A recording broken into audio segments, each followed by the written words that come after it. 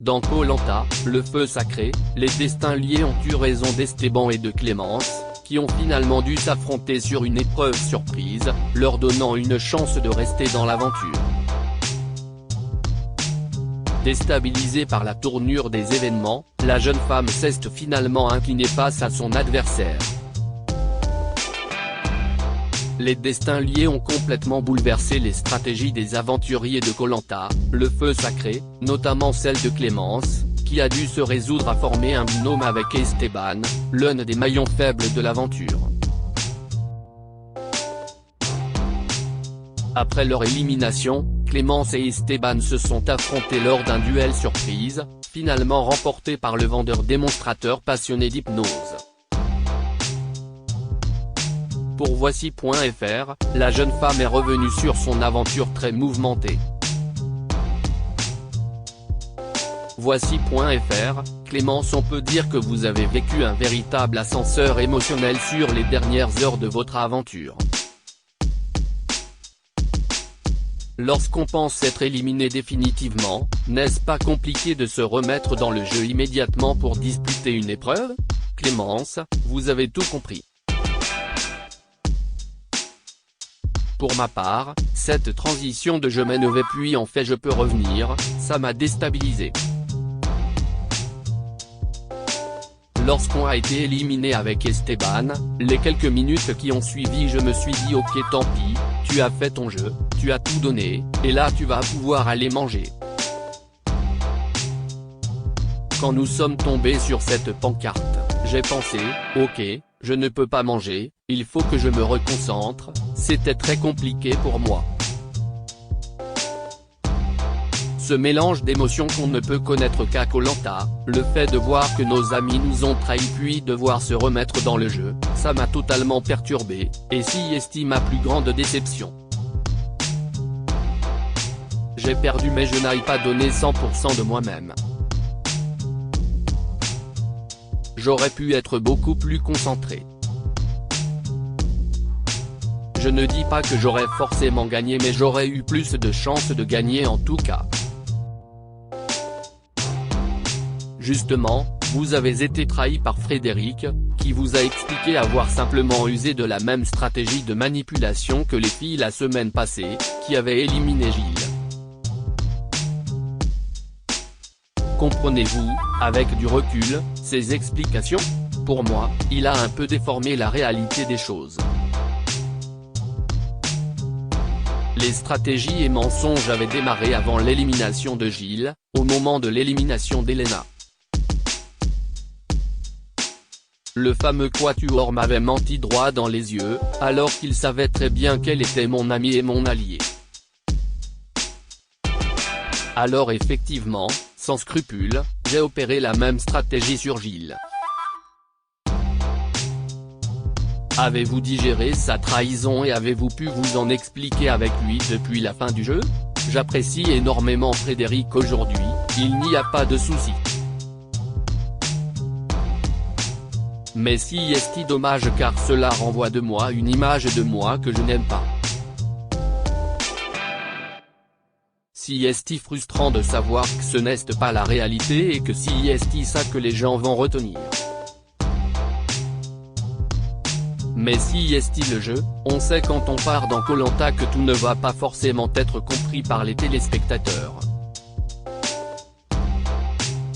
Après votre élimination, Esteban a décidé de donner le vote noir à Quentin, pour qui vous avez eu des mots élogieux sans savoir qu'il faisait lui aussi partie de la stratégie des garçons.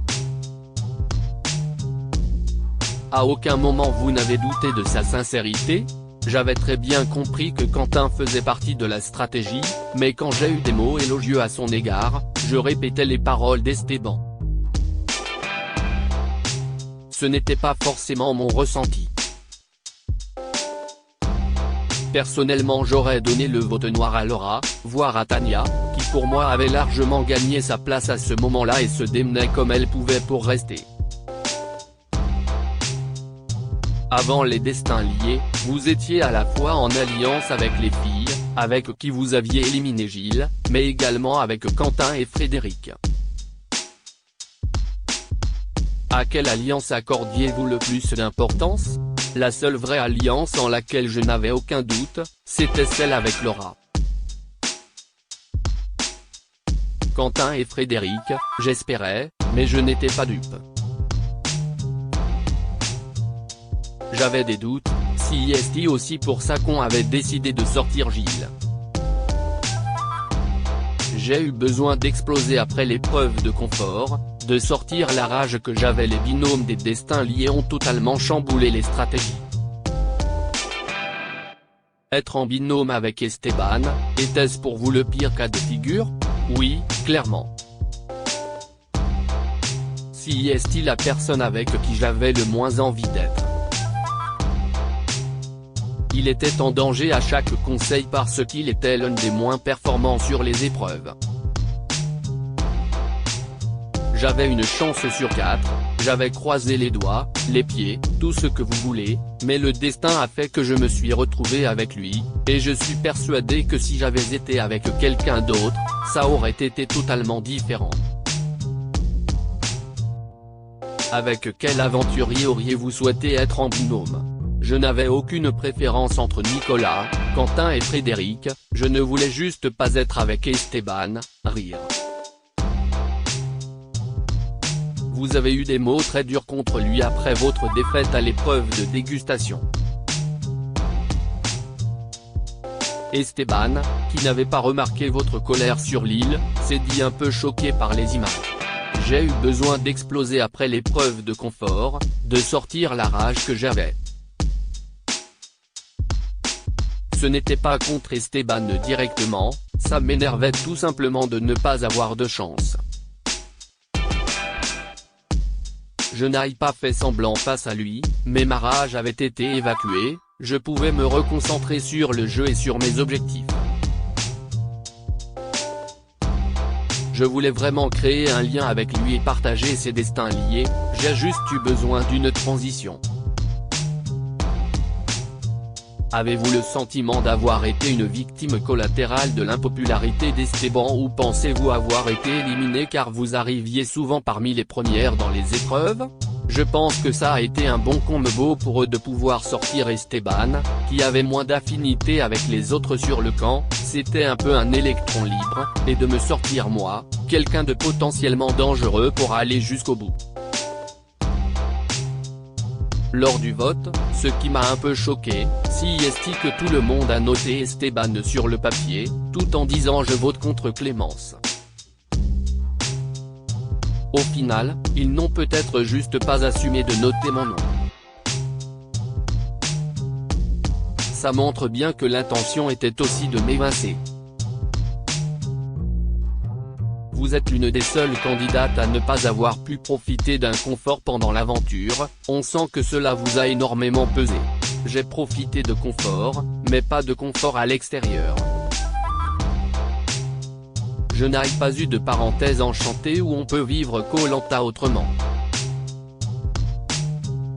Pour ceux qui l'ont vécu, si est une expérience gravée à jamais, et si est quelque chose que j'aurais voulu vivre. Ça m'a énormément pesé aussi parce que je suis quelqu'un qui s'ennuie très facilement. Et le fait de rester jour et nuit sur cette île à faire continuellement la même chose, ça m'a rongé. Vous avez décidé de rendre public le drame personnel que vous avez vécu avec la mort de votre sœur. Pourquoi était-ce important pour vous? C'était important que je puisse m'exprimer là-dessus et que ce ne soit pas juste des ragots. Sur l'île, j'ai beaucoup parlé avec Gilles et avec Laura. Ce sont les deux seules personnes avec qui j'ai vraiment discuté. Les autres l'ont su au 10e jour d'aventure, car c'était le jour où on a refait les équipes. Ce jour-là, c'était les 10 ans du décès de ma sœur, la sœur de Clémence a été assassinée, note de la rédaction, et j'avais demandé à faire moi-même la croix sur l'arbre pour noter les jours. Certains m'ont demandé la raison, et si est-il là que j'ai commencé à en parler.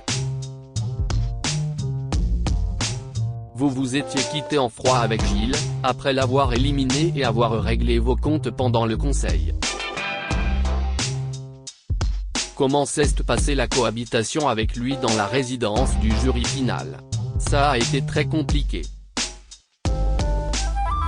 Gilles est quelqu'un de très entier, qui ne cache pas ses émotions et qui ne les gère pas entièrement. Il était encore très atteint, très déçu, très ému. Ça a été une cohabitation un peu particulière. C'était un peu en dents de scie, un coup ça allait, un coup ça n'allait pas. Je l'apprécie quand même beaucoup et aujourd'hui tout va très bien. On a réussi à s'expliquer, on l'a fait plusieurs fois. Il prend énormément les choses à cœur, et ce n'était pas évident pour lui. Peut-on former de vraies amitiés dans Koh Lanta? Est-ce votre cas? Personnellement, j'ai formé de vraies amitiés.